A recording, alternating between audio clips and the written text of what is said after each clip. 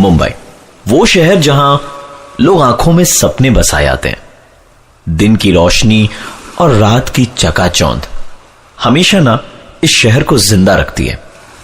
पर इस रोशनी और चकाचौंध के पीछे छिपे हैं कई राज, जिनको किसी ने जानने की कोशिश नहीं की, क्योंकि जिंदगी यहां चलती नहीं, दौड़ती है।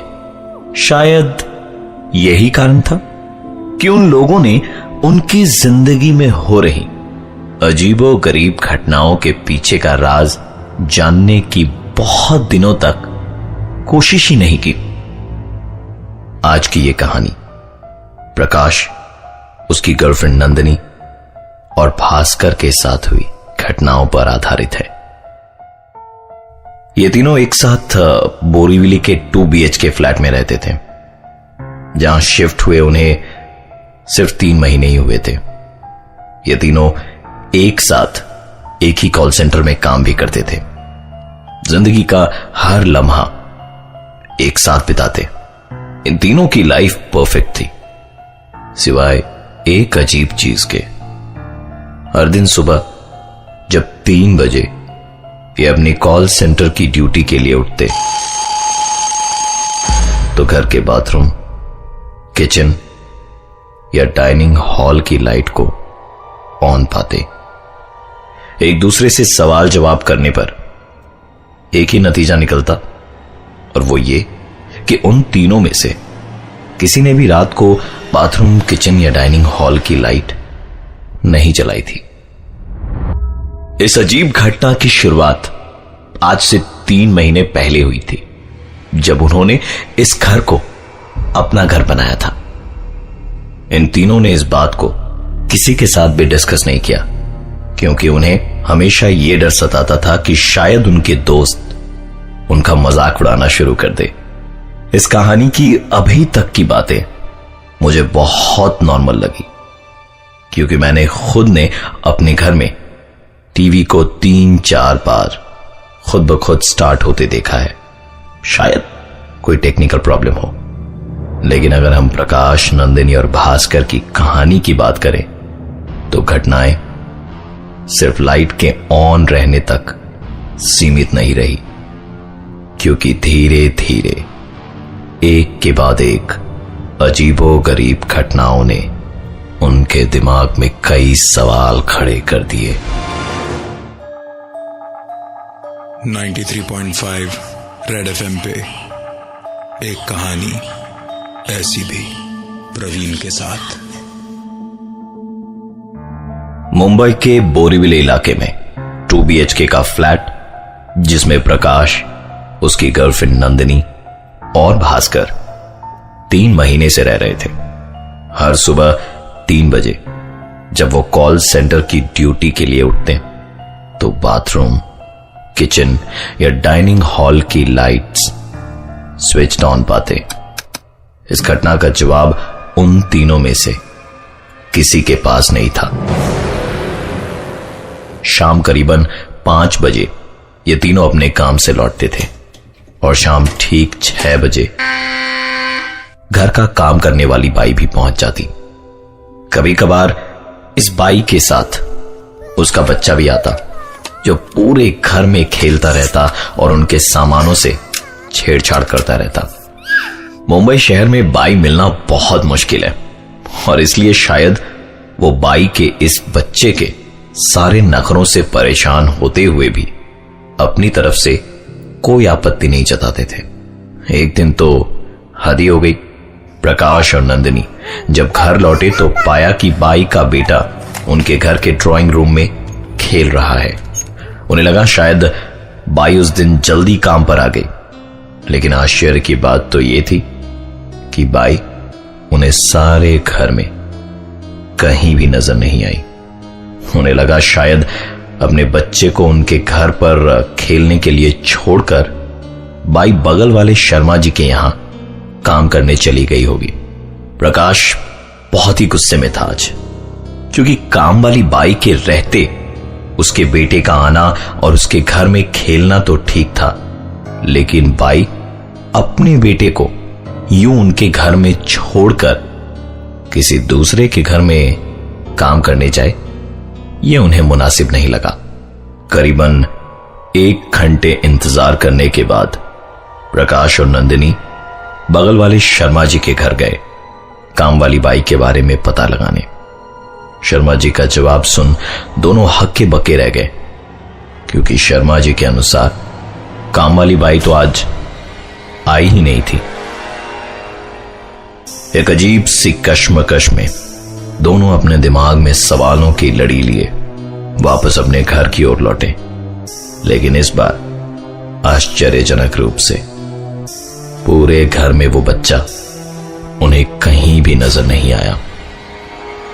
दोनों के मन में कई सवाल उठ रहे थे, पर उन्हें पार्टी के लिए देर हो रही थी, इसलिए ज्यादा सोचे बिना तैयार होकर पार्टी के लिए निकल पड़े। रात करीबन 8 बजे ओवरटाइम करने के बाद भास्कर घर लौटा और उसे इस पूरे इंसिडेंट के बारे में कुछ भी पता नहीं था।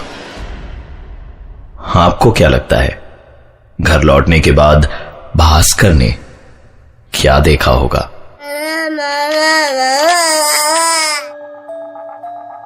नाइन्टी 93.5 रेड एफएम पे एक कहानी ऐसी भी, प्रवीण के साथ। प्रकाश और नंदिनी ने अपने घर में काफी अजीबो गरीब चीज नोटिस करने के बाद सब कुछ पीछे छोड़ शाम की पार्टी के लिए अपने घर से निकल पड़े। ओवरटाइम करने के बाद भास्कर करीबन 8 बजे रात को अपने घर पहुंचा।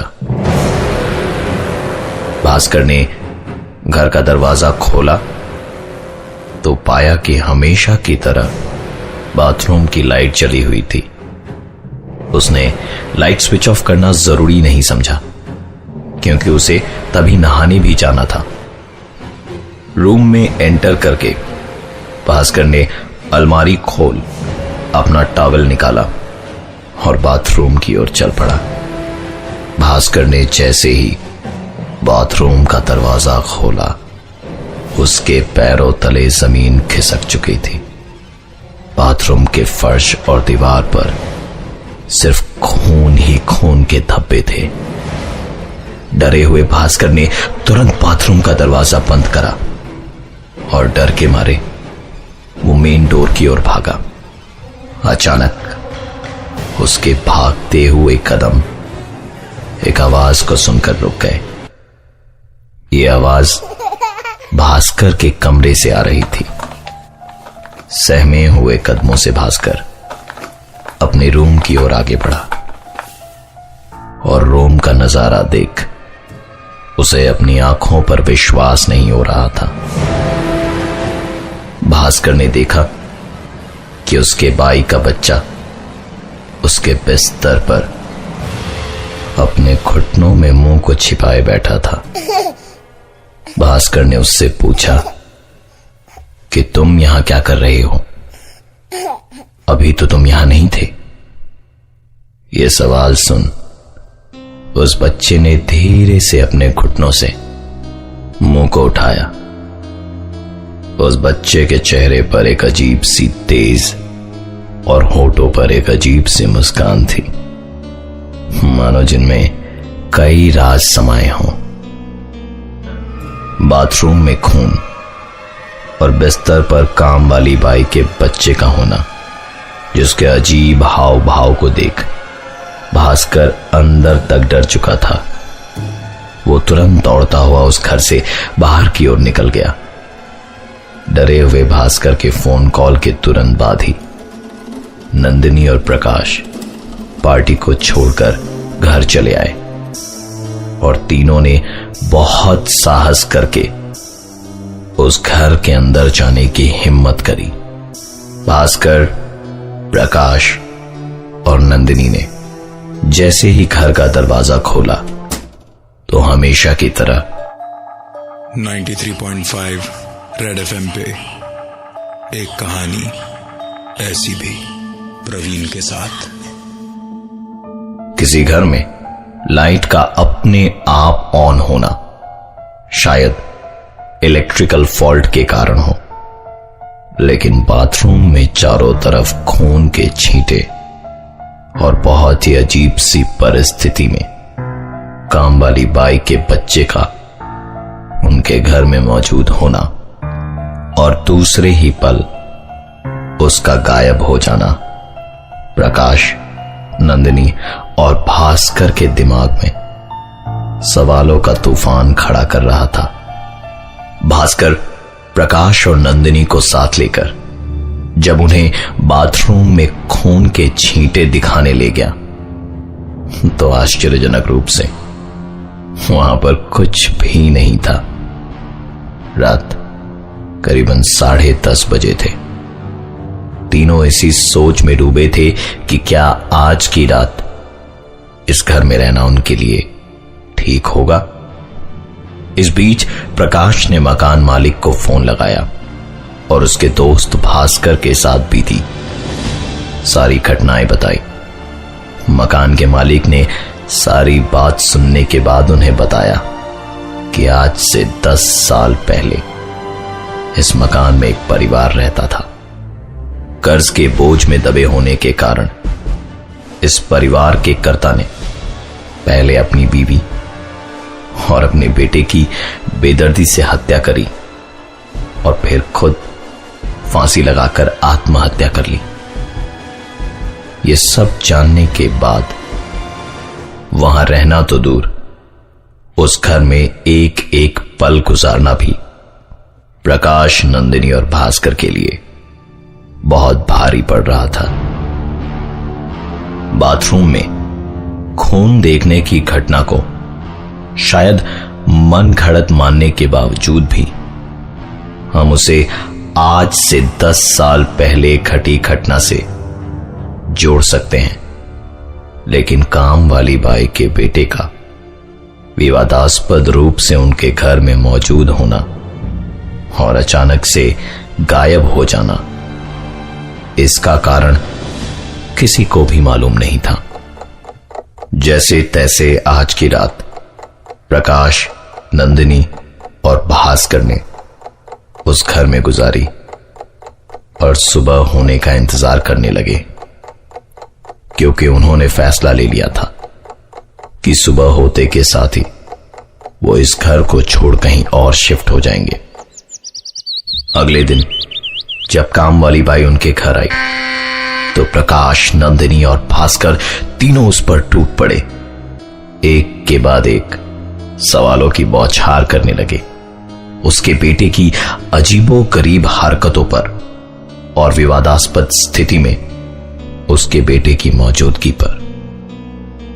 5 मिनटों तक स्तब्ध रहने के बाद कामवाली ने अपनी चुप्पी तोड़ी और बस एक ही चीज कही कि उसके पास उनके सवालों का कोई जवाब नहीं है, क्योंकि उसका तो कोई बेटा ही नहीं है।